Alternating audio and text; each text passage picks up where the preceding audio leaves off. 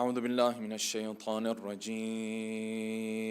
بسم الله الرحمن الرحيم الحمد لله الذي لا يبلغ مدحته القائلون ولا يحصي نعماءه العادون ولا يؤدي حقه المجتهدون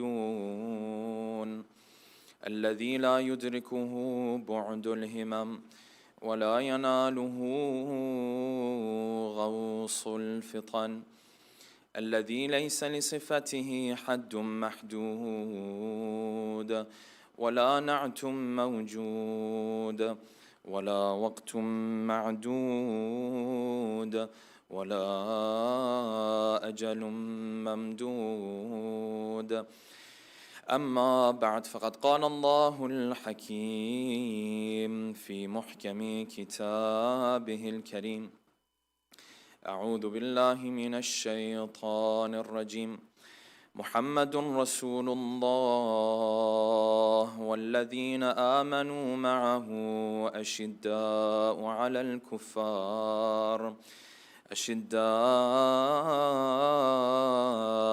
الكفار رحماء بينهم تراهم ركعا سجدا يبتغون فضلا من ربهم ورضوانا سيماهم في وجوههم من أثر السجود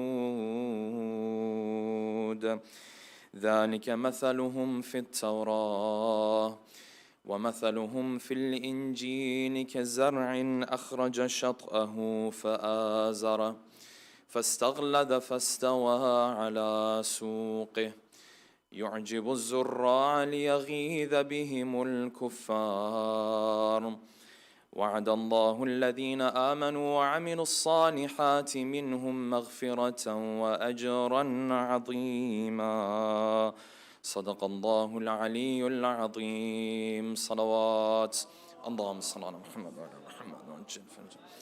For the love of our beloved Prophet and his beloved progeny, a second loud salawat. Allahumma salli ala Muhammad wa ala Muhammad.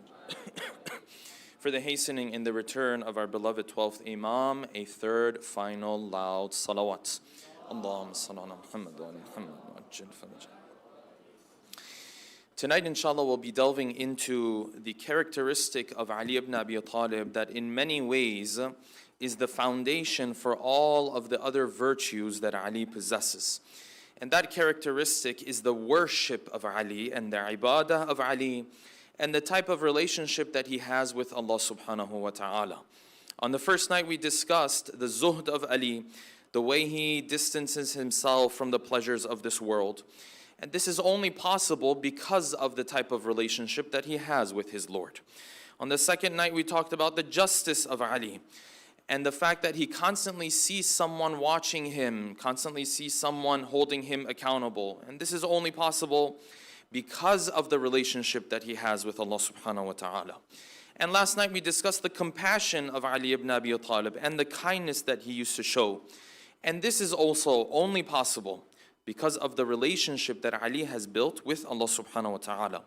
At the very foundation of all of these other characteristics that we look at Ali for and we praise him for, and rightfully so, lies the foundation of his worship and his ibadah and the relationship that he has built with Allah subhanahu wa ta'ala. And this worship is seen in his life to such an extent that you find in narrations that we will discuss that even other ma'sumeen and other infallibles, when they used to look at the worship of Ali, they used to look at the ibadah of Ali, they were astonished by it, and they could not even understand how is it that our great-grandfather was able to be the commander that he was, to be able to be the khalifa that he was, and at the same time to be the worshipper and the abid that he was. Hence you find the worship of Ali is the foundation to all of the other badges of honor that Ali ibn Abi Talib has. And therefore tonight we will take some time to delve into this characteristic and this aspect of the character of Amirul Mu'mineen. And in order to do so, will pose the following questions. Number one, what did Imam Ali tell us about the strength that he used when he wanted to tear off the gates of Khaybar and use it as his shield? Was this strength that he got through his muscles and through his body, or did this strength come from a foundation that Ali had built in his character? Number two, how does Allah subhanahu wa ta'ala describe in verse 29 of Surah Al-Fath, in verse 48, Surah 48, how does he describe for us the companions of the Prophet? What is their sign if you were to be around them, if you were to see them? What is the characteristic that stands out about the special companions of the Holy Prophet? Number three, why did the Ahlul Bayt worship in ways that you and I might look at and find to be a bit extreme? And what was their state of mind when they used to worship Allah subhanahu wa ta'ala in ways that are difficult for us to understand? And their legs were inflamed, and they would cry so much that their eyelids had become wounded. What was their state of mind when they did this type of worship? Number four, out of the many acts of worship that we have in Islam, which of these acts of worship is it that the Ahlul Bayt emphasize to us more than anything else? And which part of that act of worship is the pinnacle and the climax and the most important part of this act of worship? And number five, and finally, what did Imam Ali say to his companion by the name of Nawf in the middle of the night, as he witnessed Ali does not sleep during nighttime, and he is busy worshiping Allah subhanahu wa ta'ala, and Ali shared with him of the beauty of building a relationship with Allah subhanahu wa ta'ala during the night time. Tonight, inshallah, we'll delve into these 5 questions with a loud salawat ala Muhammadin wa ali Muhammad.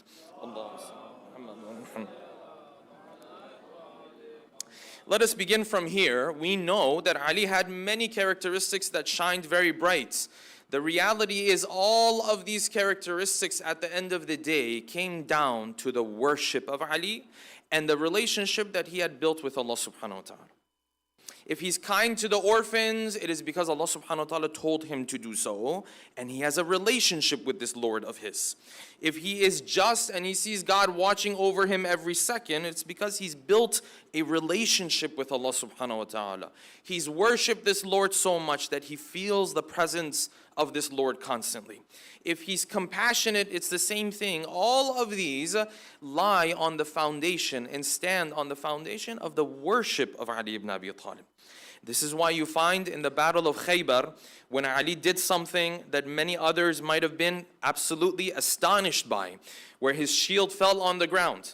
And the people who were there, and at that time were Jewish people who had broken their peace treaty with the Prophet, started to attack him from every corner. And he says, I looked at the gate of Khaybar, and I pulled the gate of Khaybar, and I started to use the gate of Khaybar as my shield. In these moments, as he is retelling this story, a companion of his asked, said, Ya Ali, when you took the gate of Khaybar, that some narrations say others would come, 5, 6, 7, 10 people would come to try to move this gate, and it was difficult. Ya Ali, did you feel any of the weight of this gate? And Ali responded, he said, no, it had the same weight that my normal shield had when I used to fight with it. And hence you look at this and you say, Ya Ali, you're so strong, you're so brave, you're such a warrior, so on and so forth.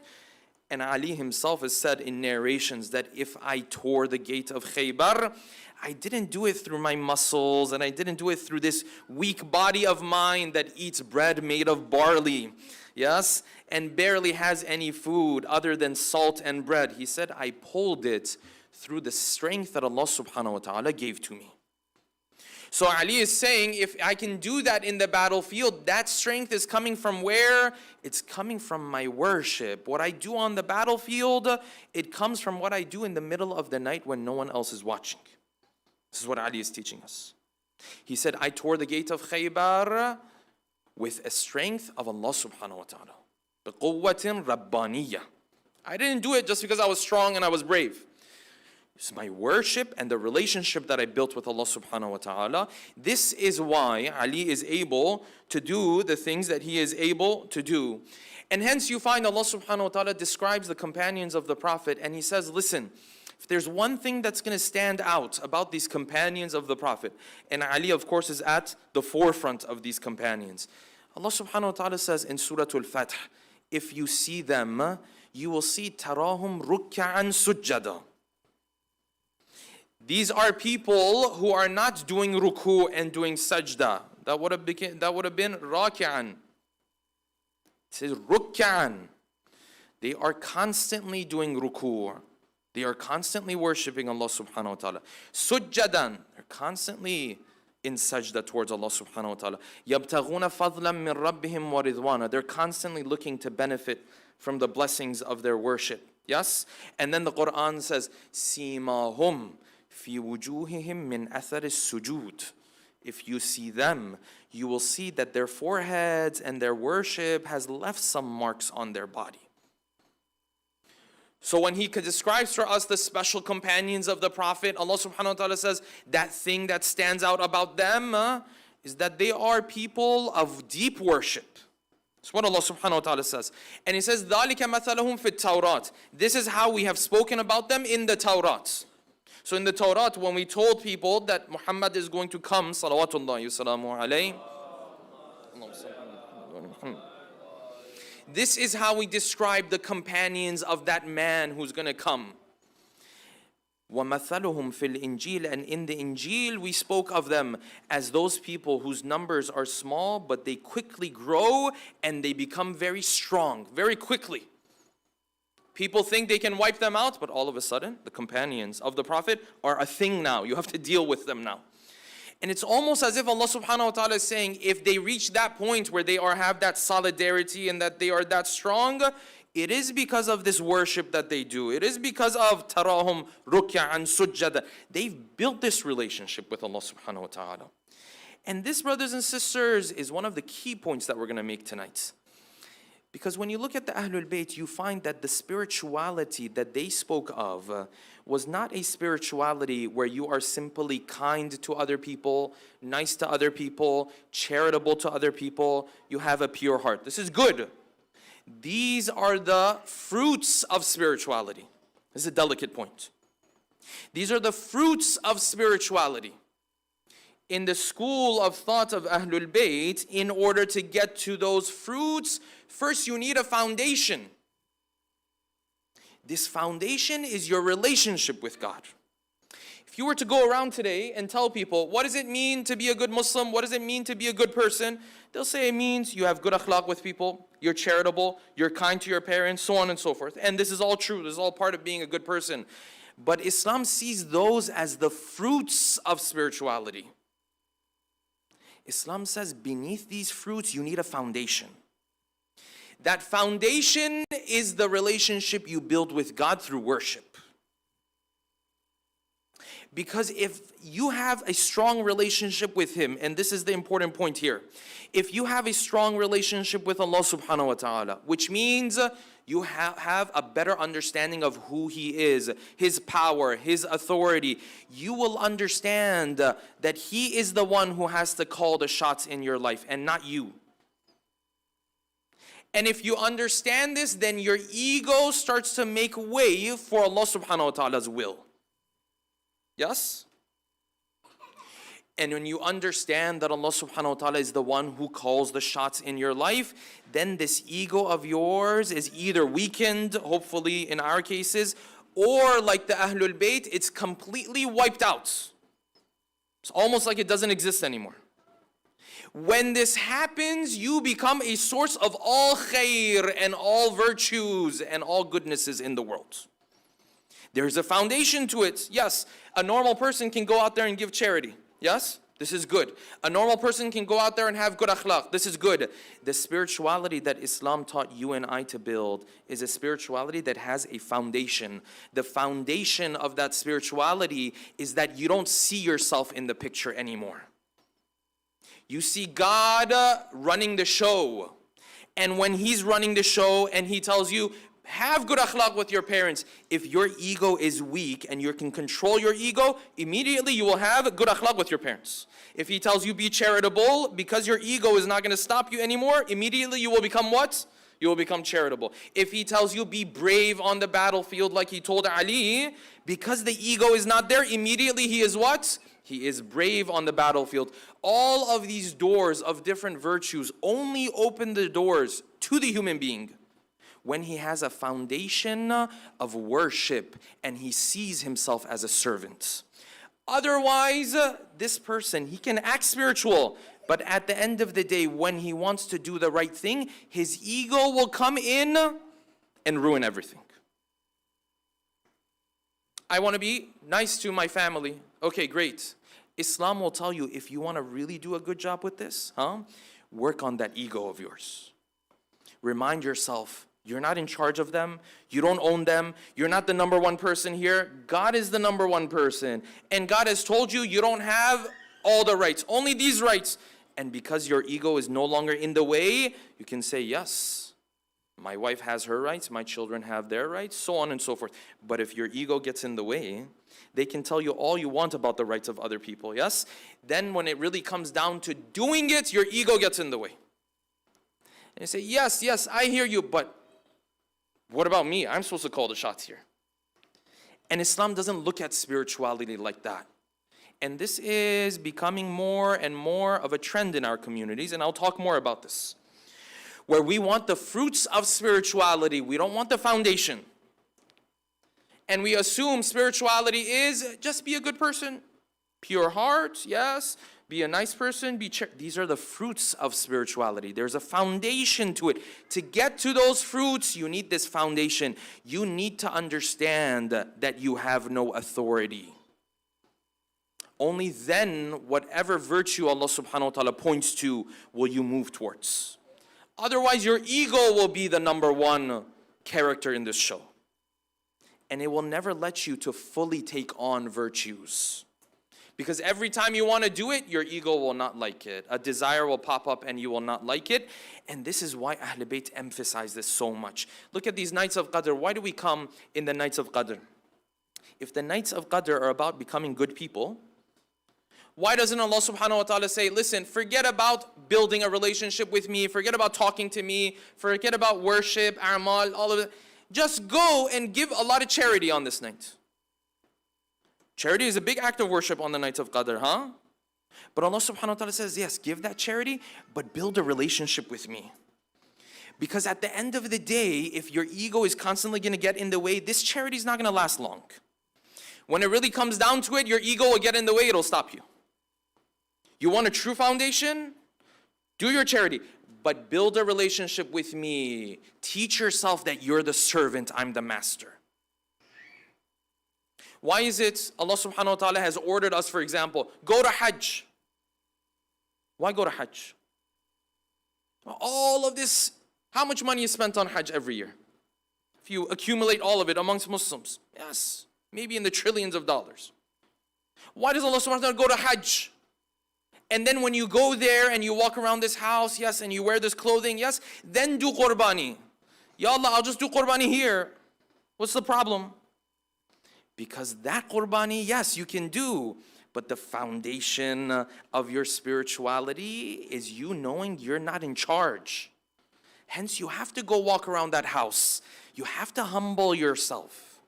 This is a foundation that Ahl Bayt teach us about spirituality. Otherwise, yes, why all of these extra actions? Just go, be charitable, have good akhlaq.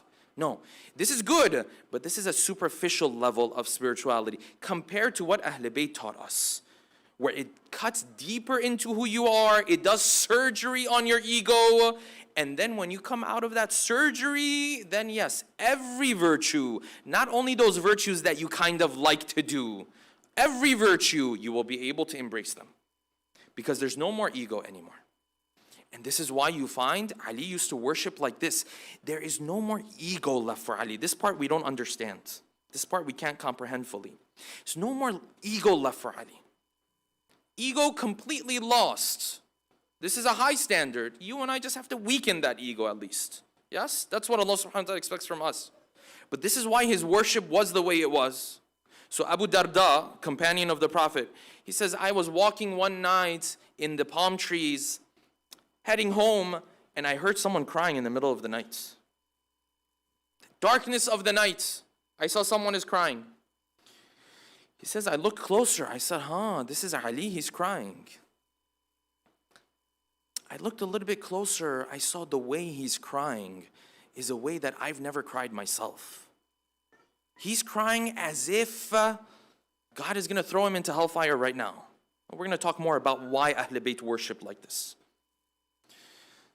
He says, I listened to him, the way he was pleading to Allah subhanahu wa ta'ala, the way he was talking to Allah subhanahu wa ta'ala, it was quite astonishing for me. He says, I continued to listen. All of a sudden, I found the sound cut off. What happened to Ali? He said, I came closer. I saw Ali has fainted. I ran home to the house of Ali. Knocked on the door to tell Fatima, salawatullahi wa salamuhu alayha. I went there to tell Fatima quickly, your husband, he fell on the ground, he's fainted, you have to come do something. He says, when I came and told Fatima, I said, he fainted. And Fatima said, yes, this is what happens to him every night. This is normal for Ali, because he faints out of what he sees of the beauty and the greatness of Allah subhanahu wa ta'ala. This is the worship of Ali. There's no more ego left in this man. And so when Allah subhanahu wa ta'ala tells him, go left, he'll go left. Tells him, go right, go right. Go straight, go straight. It doesn't matter what God tells Ali. Because he's removed his ego, now everything is open. God just tells him what virtue he wants to see in him, and it's a done deal. That's it. And Ali continued on this. For you and I, if we can just weaken our ego, yes, through our worship. But with Ali, he went to the next step. He continued on this. And this is why you find the narration says, when the time of salat used to come, he would start in wudu, start to go pale. And they asked him, Ya Ali, why are you going pale? He said, I'm going to meet the one who gave me this opportunity of life. So he saw things you and I didn't see. And this is why Ali has that famous line that many of us have heard. He said, yes, people who worship Allah subhanahu wa ta'ala, they are of three groups. Yes, we've heard this narration. He said, there are those who worship in the hopes of heaven. فَتِلْكَ عِبَادَةُ التُّجَّارِ. This is how the businessmen do worship, yes? And he said, there are those who worship out of fear of hellfire. And I hope I'm in that category, because I know I'm not in any other category. He said, this is ibadatul abid. This is the worship of the servants, the people who are afraid of punishment, yes? And he said, there are those who worship Allah subhanahu wa ta'ala for himself. And this is the worship of the special servants of God and the free servants of God. Ibadatul ahrar. But if you want to do that type of worship, that means you don't even have an ego left anymore. You don't even see yourself. So what do you see? You see God and you see him worthy of worship. That's it. And anytime you think you fall into this third category, I have bad news. More likely than not, we don't fall under this third category. The overwhelming majority of people who've ever lived and will ever live will not fall under this category. But Ali was in this category. And you see how beautiful it was. He was in this category and all the way at the top. So you find even other ma'asumeen, when they used to look at the ibadah of Ali, they used to look at it and wonder, how does Ali worship like this? So Imam al-Baqir, salawatullahi wa salamuhu alayhi, he says, I came to see my father one day. This is Zainul Abidin, yes? This is the one who is known for his worship. He says, I came and I walked in. The moment I walked in, I saw him. He had been worshiping for so long, his color had gone pale. And his legs were inflamed because he was standing for so long. And he had cried so much that his eyelids were somewhat wounded. He says, the moment I saw this, I was affected emotionally. This is such an emotional moment to see. He says, when I came and saw my father looked at me. He told me to be calm. And then he said, listen, I do all of this worship, but this is nothing compared to the worship of Ali. He said, go and bring those papers that are over there, those documents. I brought those documents. These are narrations about what Ali used to do from history. He looked at it and he said, you know, which one of us will be able to do what Ali did? This is the fourth Imam. And we look at that and we find this is extreme. Why does an imam cry until a point where his eyelids are wounded and his legs are inflamed and all of this kind of stuff? Why would someone, we ask ourselves this, why would someone put themselves through this difficulty? Crying, worshiping like this. But when you're in that state of mind where your ego is completely gone, you don't even see yourself anymore, it's not so much trying to put yourself through that pain. It's just that you're worshiping. You're so in awe of this worship, this stuff naturally happens. This is the natural consequence of it. You want to understand, I'll give you an example. You can completely understand why Ahl Bayt, when they used to worship, they have descriptions of it that seem extreme to us, and they are. But you'll understand their state of mind. I'll give you an example of someone who's not spiritual at all. Furthest thing from spirituality. The Quran tells us the story of Yusuf, no? And in the story of Yusuf, what happened? Zulaykha had that evil intention. She pushed for it. Yusuf ran. All of this kind of stuff. When everything came to an end, what happened? Zulaykha started to hear the chit-chat of the women, the other women in the city. They said, yes, Zulaykha's obsessed. And they started to blame her. Zulaykha has fallen in love with this person, this young man who's in her house. He's a servant for them. She's fallen in love with him and all this kind of stuff. And what did Zulaykha do? Zulaykha knew her stuff. Zulaykha pulled off a very beautiful plan. She said, okay, فَلَمَّا سَمِعَتْ بِمَكْرِهِنَّ, when she heard, said, okay, you guys are going to talk about me like this? Let me give you a taste of what it's like being around Yusuf. فَلَمَّا سَمِعَتْ بِمَكْرِهِنَّ أَرْسَلَتْ إِلَيْهِنَّ. He sent for him, brought them. وَأَعْتَدَتْ لَهُنَّ مُتَّكَأً. She prepared for them places where they could sit and pillows and so on and so forth, comforters. This is a luxurious palace. وَآتَتْ كُلَّ وَاحِدَةٍ مِّنْهُنَّ سِكِّينًا. And he gave a knife. She gave a knife to each one of them. وَقَالَتْ اخْرُجْ عَلَيْهِنَّ. And Zulaykha said, Yusuf, go. And what happened when Yusuf walked out? All of a sudden, فَلَمَّا رَأَيْنَهُ أَكْبَرْنَهُ. They saw Yusuf, they said, oh my God. وَقُلْنَا حَاشَى لِلَّهِ. They said, no, this is not possible. مَا هَذَا بَشَرًا. This is not a human being. And then what does the Quran tell us? وَقَطَّعْنَا أَيْدِيَهُنَّ. Yes, they started to cut their own hands. If you are walking by a group of people and saw them cutting their hands, wouldn't you look at that and say, oh, this is extreme. What are you doing? Why would you hurt yourself like this? And what would the women of Egypt tell you? They will say, listen, you don't know what we're witnessing. We're not even acknowledging ourselves right now. We don't even understand what's happening. Our eyes are in awe of Yusuf. And hence we cut our hands. It's not that we want to cut our hands. It's that naturally our state of mind is somewhere else. We're so in awe, we don't even understand we're cutting ourselves. And this was a servant of God. So then Ali would come and witness of the beauty of Allah subhanahu wa ta'ala. And then we say, why was his eyelids wounded? Why was he doing this? Baba, he doesn't see himself anymore. He doesn't cry to wound his eyelids. He cries and he's so much in awe that if the eyelids get wounded, if the knees get hurt, he doesn't even understand sometimes. This is the state of mind that they had. Yes, Ahl Bayt are not expecting this kind of stuff from you, and Ahl Bayt are expecting very, very, very small from us. But they set the standard. Hence you find Ahl Bayt, they emphasize this issue. Your relationship with Allah subhanahu wa ta'ala, it will dictate everything else in your life. So you find Ali ibn Abi Talib constantly made time for his worship.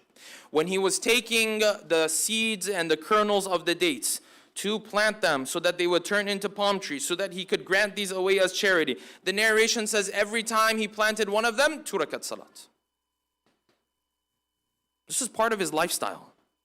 At night, they say, in his house, the 6th Imam says, in his house, he had a special place of worship for himself. And when he was taking care of the kids, does that ring a bell for anyone? When he was taking care of the kids as the father in the house, he would bring the little kids with him. They would sleep there, and he would do his worship there. It was built into his life. What is the lesson for you and I? The lesson for you and I is that if you see the beauty of the character of Ali, you cannot take that beauty without his worship. And you and I have to learn to make time for worship. You can't be as brave as Ali was without the salats. You can't be as charismatic as he was, as compassionate as he was without the worship. You and I, and this is a trend in our communities and in our younger generation, they look at Ali and they praise him and they think he's wonderful. Yes, they want everything Ali had and they aspire to everything that Ali had, but they forget about the foundation that Ali built. This is his foundation. You build this foundation, you set your ego aside, then you will become a source of all goodness and of all khair. And out of all of these acts of worship that you find Ahl Bayt emphasize for us, maybe none of them they emphasize as much as they emphasize salat. And hence you find in the words of Ali, he keeps going back to salat, salat, salat. Do you pray? Do you do your salat? For them, their salat was on a different level. For you and I, at the very least, we can't be cutting corners on obligations. We can't be sitting there and saying, yes, now it's difficult. I can't do this one today. No, that's not how it works. This is your foundation. So Ali is writing to Muhammad ibn Abi Bakr to send him to be in charge of Egypt.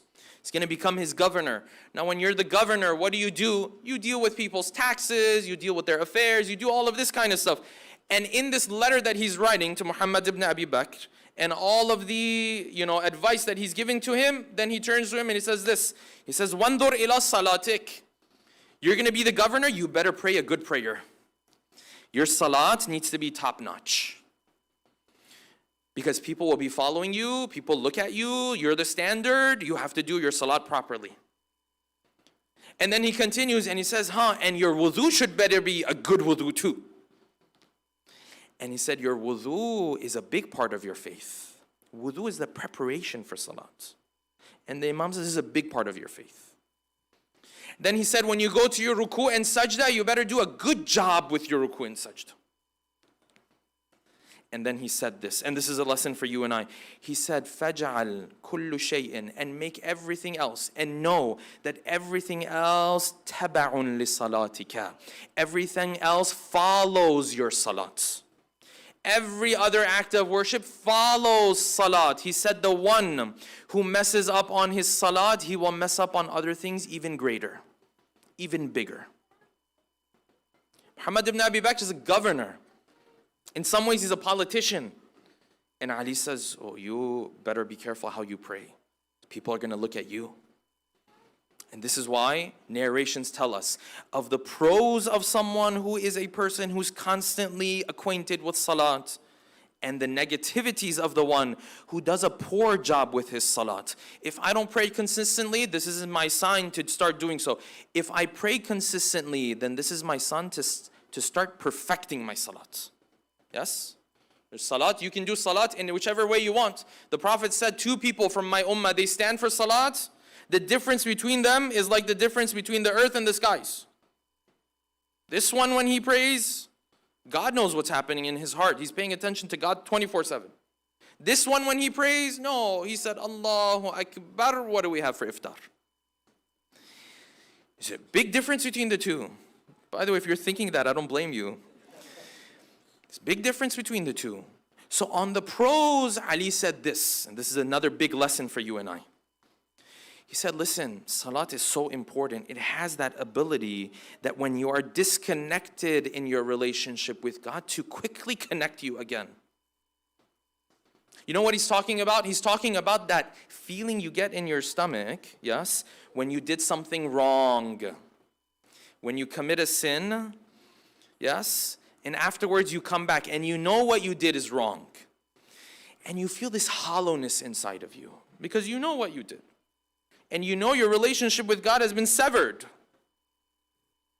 And what did Ali say? Ali said, listen, if you do a couple things, you're almost back on track. Don't worry about it.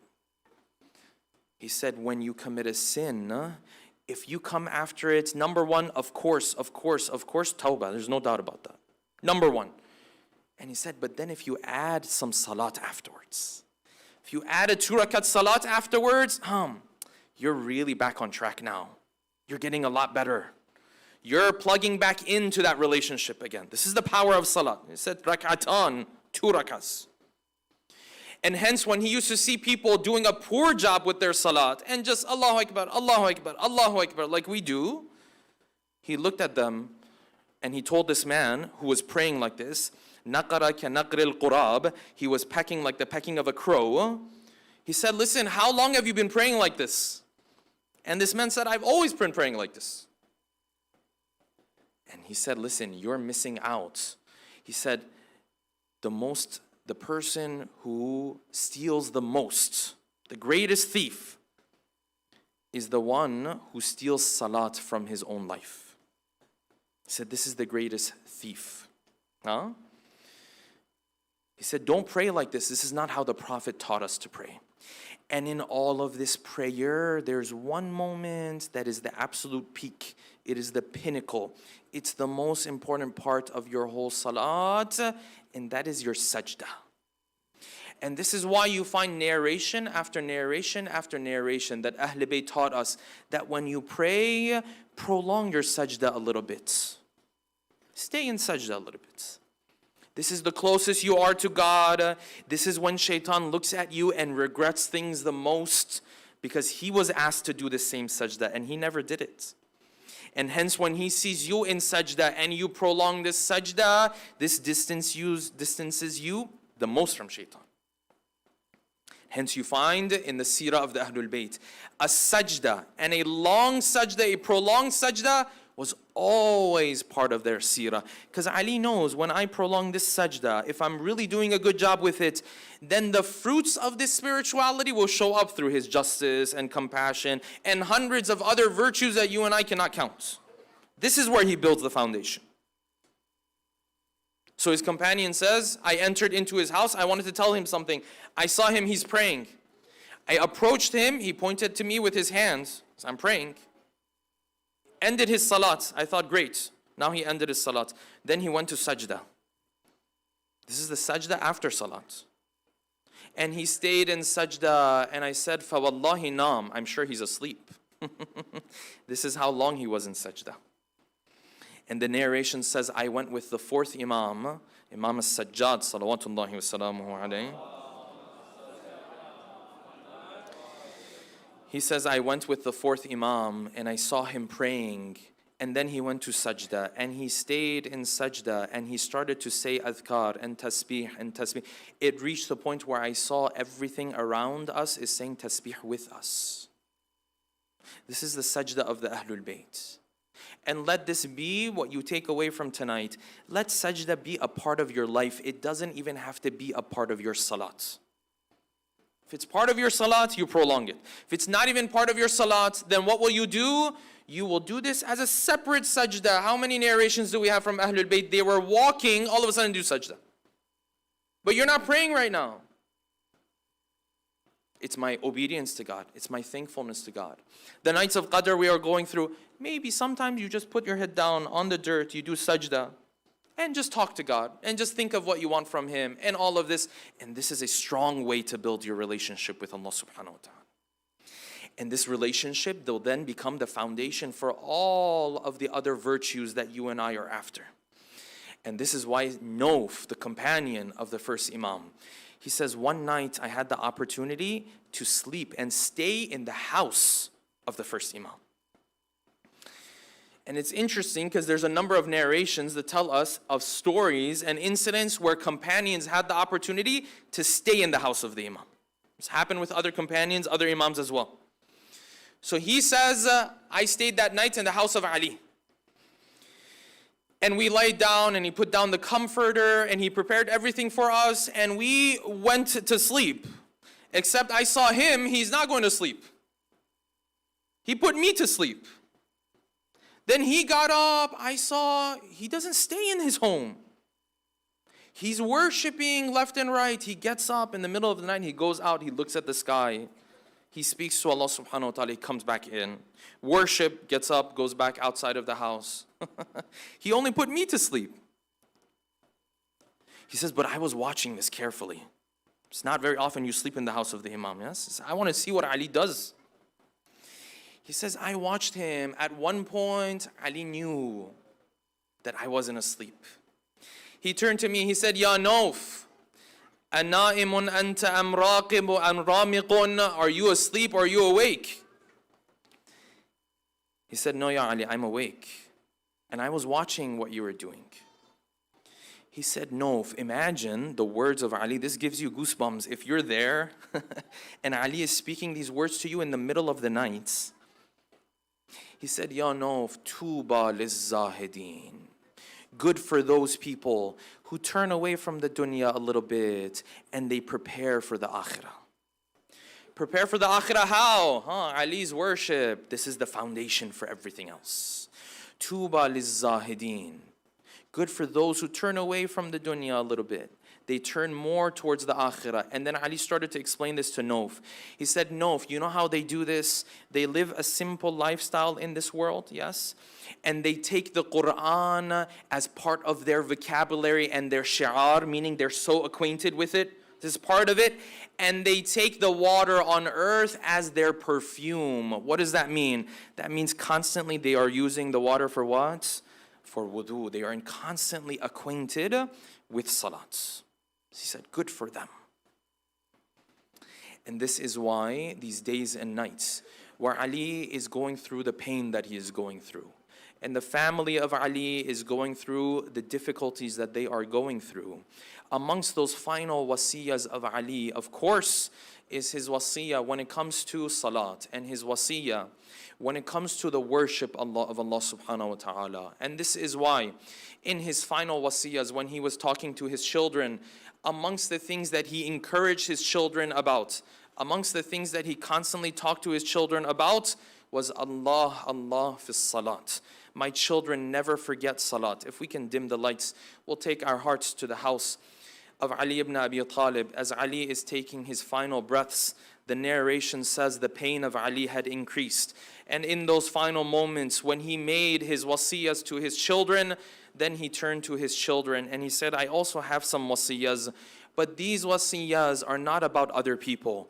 These wasiyas are not about Ibn Muljam. I already told you about him. Give him from the food that you eat, and give him from the water that you drink, and do not strike him more than once, for Allah subhanahu wa ta'ala has not allowed us more than the one strike that he placed on my head. But Ali said, now I have a wasiyah about myself, my children. This wasiyah is about my kafan. Make sure my kafan is a simple kafan. This is the Ali who worked so hard for Islam. This is the Ali who gave everything for Islam. Thousands of dinars used to come in the hands of Ali. And the one thing he was worried about was that make sure my kafan is not an extravagant kafan. Make sure my kafan is not the type of kafan that the wealthy have. And he continued, he said, my children, when you carry my body, O Hassan, O Hussein, when you carry my body, you only have to carry one side of this tabut. Because I have been told that the angels will come and they will carry the other side of this tabut and move in the middle of the night. And my children, bury my body in the middle of the night. Why, Ya Ali? Why do you want to be buried in the middle of the night? Maybe because Ali wanted to be like his madhloom wife, this wife of Ali, this daughter of the Prophet, who went through so much oppression. And she said, I don't want anyone to be praying on my body except for you, Ya Ali, and my close companions. And now Ali is following in the footsteps of Fatima. And Ali said, bury me during the night and do not inform others of where you bury my body. This is the loneliness of Ali. This is the ghurbah of Ali. This is the betrayal that Ali went through with his people. And Hassan and Hussein are listening closely. And he said, when you take my body, let the camel move in the body until it reaches a point where the camel sits down. And when the camel sits down, you will find that that is where you are going to bury me. And that is also where Nuh is buried. And that is also where Adam is buried. Imagine the pain in the heart of Hassan and Hussein and Zainab and Kulthum as they pick up the body of Ali in these final moments and they want to move it. But before that, Ali said something that broke their hearts. Ali said something in those final moments that brought pain to the hearts of these women and children. The narration says he was fainting and he was coming back. And he was fainting from the pain. And he was coming back until at one point he started to say salam in this room. And Hassan and Hussein turned towards Ali. They said, our father, no one entered into the room. Who are you giving salam to? No one else entered upon us. And Ali said, this is the Prophet. I see him and he is pointing at me. And he is telling me to come towards him. And this is my brother Ja'far. And this is my uncle. And in one narration he added, and this is my wife Fatima. They are all waiting for me to enter into heaven. Imagine what Hassan and Hussein went through when they carried the lifeless body of Ali in those final moments. They put it in the tabut and they move it towards the graveyard. What went through their hearts when they were pouring dirt on the body of Ali? What went through their hearts when they were burying one of the best men to ever live on earth? What went through their hearts when they knew that they had all become orphans and they wouldn't see their mother anymore and now they wouldn't see their father anymore? And imagine as they return back to this empty, cold house, and now the father of all of the orphans and the one who took care of all of the orphans in Kufa, now he has orphans of his own, and his own family is orphaned because of the betrayal of his own people. ألا لعنة الله على القوم الظالمين وسيعلم الذين ظلموا أي منقلب ينقلبون. مات من حسين.